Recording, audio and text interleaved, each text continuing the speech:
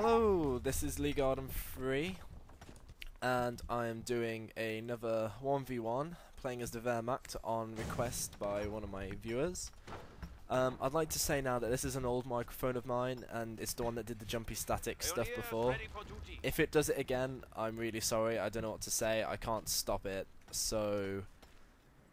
you know, I've done 2 videos without recording, and I'm actually getting more complaints about me not using my voice on it than otherwise, so it's your opinion. If you find it too annoying, then I can't invest in another microphone at the minute. I don't have enough money, but we'll see. There's always Christmas and my birthday, but you know. Anyway, I'm gonna go for one extra pioneer as per the standard way. I'm going to rush a machine gunner crew, and I want to rush him into this building here so that I secure the right flank. The right flank is where 90% of the time where you're going to see most of the action. Our opponent, Mike, I'm not going to say GT Mike, he's playing as the British, and he's a pretty competent British player. I have to give him credit. After I've had like a massive kind of experience of playing as the British. Well, not massive experience playing as the British, but I know better how they play now, and from just that experience alone, you kind of realise when you're facing a good British player and a bad British player. He seemed at least competent enough to know the tech tree and whatnot, because that's the hardest part of the British. Anyway, this engineer is going to go and capture the left flank for me. I'm sending the engineer to capture these points here, and this machine gun's sole purpose is to take that. I'm also going to be building a Volks Grenadier squad to support my machine gunner crew. So he's bringing up his infantry section, he's moved up his headquarters, and he's going to build another infantry section. I just about make it here in time. The guy realises that I've got machine gun crew. He can't do crap about it though, he's too late. And yeah, I mean, the machine gun crew is just there to distract him. It does attack people. I mean, the main point of the machine gun crew is to keep the British pinned down long enough for me to get my advantages and whatnot, because you have to be careful with a British player. The Wehrmacht usually is a very camping group, although I like to use them offensively, kind of American style. Usually, although this game wanted something different. But the British also like to just make a solid line of defences, and you can't let it really get to that. You need to try and stop the British from like establishing themselves, or if they do, make them establish in a place they don't want to be at. So these 2 squads, infantry squads, are pinned down. So I'm going to bring my Volks Grenadiers around with my engineers in support. And we're going to see this lieutenant trying to cap this point, so we're just going to rush him. So he's scared off, so I'm just going to push my advantage here, because I see that he's building a mortar emplacement, and I move my machine gun crew up to this building, support my engineers with the Volks Grenadiers, and I'm hoping that I actually have enough here to kind of push through. This British guy's clever though. He doesn't get distracted by my supporting assault, and he focuses on my machine gun crew. And unfortunately for me, with some really bad micro body flying out, I lost my machine gun crew. Really bad early game, but really bad for Wehrmacht player, and very bad on my half. I shouldn't have been so eager. I should have relied on my machine gun crew as a kind of a fail-safe. So now I realise that I'm not going to win this battle. I retreat the engineers, and I just do some staggered fighting with my Volks Grenadiers to try and keep him busy. But he's got the veterancy from his captain and from his lieutenant around as well, so that's a losing fight from the beginning. So I'm just going to retreat and regroup. I've brought out a sniper, and a sniper is brilliant against infantry section crews. Infantry section units are 450 per group, and each time you take one down it's like 40 manpower, 35 manpower to replace them, and it takes a long time to replace them, and the British have so few units anyway, it kind of really forces the British player to act very quickly or retreat entirely. So he's obviously trying to build a forward position here in my territory. The left flank's unopposed, I'm just capturing that as I go along. I now bring back my NG and my Volks Grenadiers. Flamethrowers upgraded on the pioneers there. And I'm going to let my sniper take the first shot on the units building the extra defences there. And I'm going to rush up with my engineer and Volks Grenadiers. I timed the upgrade to the flamethrowers. Just click in as I begin the battle, so he doesn't realise how much of a threat the engineers are. I scare away that group, and I try and burn out the bunker here. I lose 1 flamer, and I try and retreat him before I lose him again. I think I just about can. No, I don't. And then he brings in the Brent carrier, and if you've seen my couple of previous matches, the Brent carrier is an absolute beast when upgraded, and he will get that upgrade. So my attack here was futile. I got pushed back, and already I felt like I've lost this. because he's stopped. He's killed the machine gun crew, crucial for a Wehrmacht player to keep hold of. He's stopped 2 counter assaults, and I've lost my flamers, which was a 50 munitions investment. Still got my left flank, but he's got the advantage here completely and utterly. Maybe not in terms of map control. In that terms, I'm actually pretty on par with him. But in terms of actually just military battles, he's got it to a T. So yeah, my strategy, in case you're interested, was to try and rush 3rd tier, which is what I like to do quite a lot. And as you can see, I've just beginning the 3rd tier research for the Strum Armory.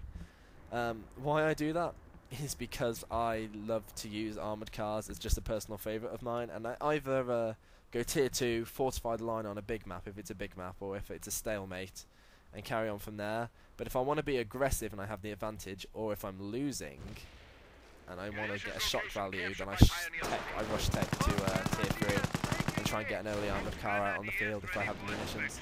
Took out his lieutenant there, which is the first signs of a positive comeback. I was cheered on by this. Got my sniper around us, still alive, and I'm capturing that centre point. The British guy's beginning to heavily fortify the right flank here. He's getting machine gun nests up and stuff. Typical British play, really.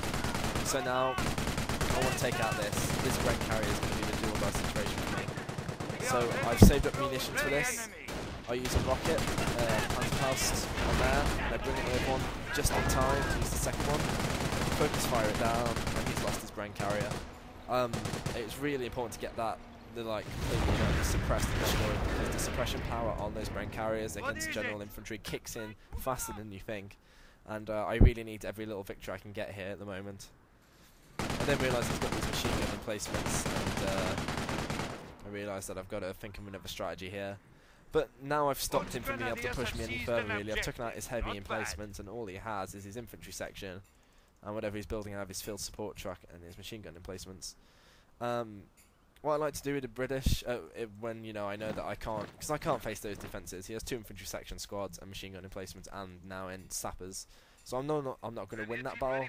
So what the best thing to do, in my opinion, is to just ignore them like they're not there and capture more territory where you can, because that way it forces them to come to you. It's all well and good for him, but if I've got 2 capture points, he has to do something about it. But the Strum Armory's being built. I'm bringing the Grenadier squad. I see that he's trying to capture the centre here, so I'm going to flank the Grenadiers and attacking with the sniper. Unfortunately for me, this one's Grenadier squad gets pinned both by the turret and by the infantry sections. I don't want to lose another squad. But that's all well and good. My sniper's just going to keep firing at them. I think he is. Yeah, there we go. Good shot, my friend. So I've still got the line. It's a weird thing, and also, as you can see, I unintentionally, I have to admit, cut him off from all of these supplies here, which was an unintentional moment of awesomeness, and I was like, oh wow, I actually managed to do something ingenious without realising it. Something a person who's good at this game would do instinctively, but I just did without realising.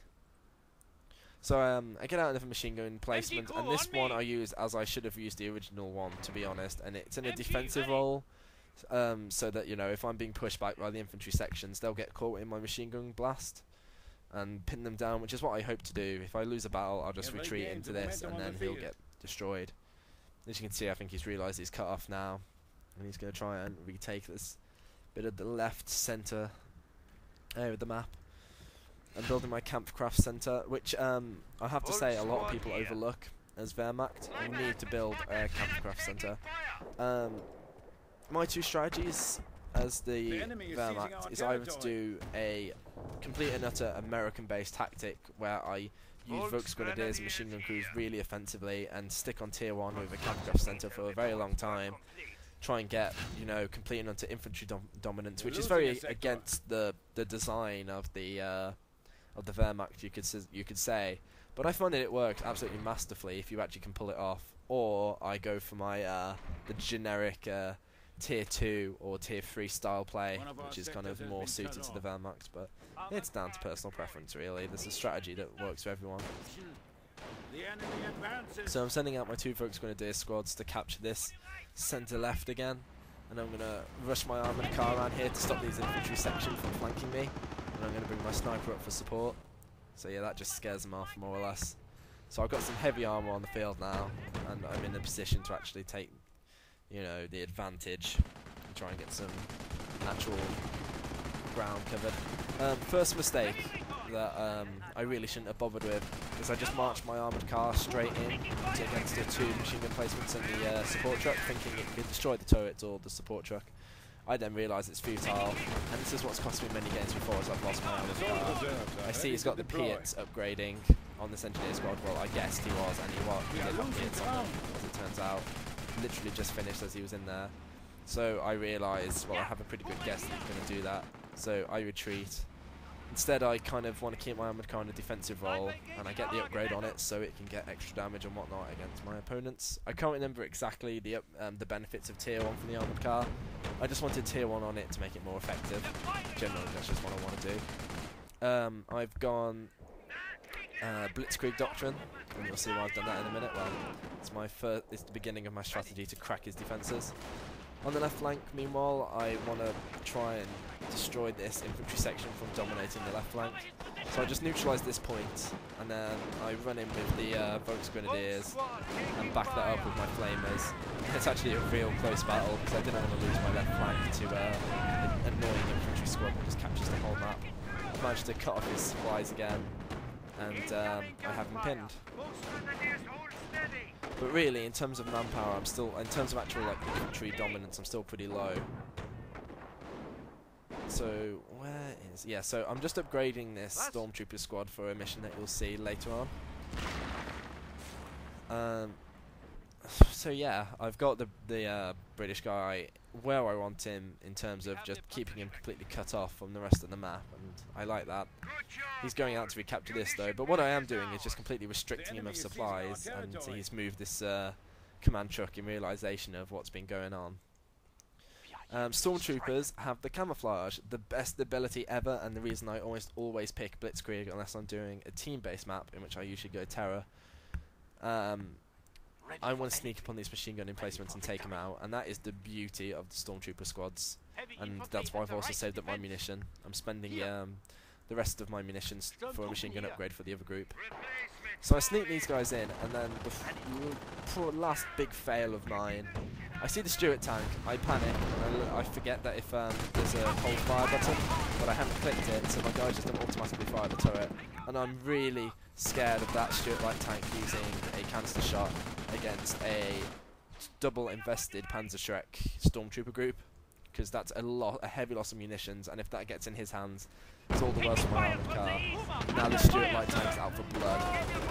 I retreat that machine gun crew, I don't want to lose that just yet. Retreat the Stormtrooper squad. I need to get the armoured car out of there, because I really don't want to lose my only armour presence on the field. I'm going to retreat him around here, and in a hopeful scare tactic, I'm going to bring up my Stormtroopers, and also if you noticed I got the first upgrade veterancy for my infantry, which is also critical to make units effective on the field for the Wehrmacht, and I love to go infantry, heavy infantry with my Wehrmacht forces, which also goes against the whole idea of, like, you know, the Wehrmacht being able to access heavy one of our snipers is abilities.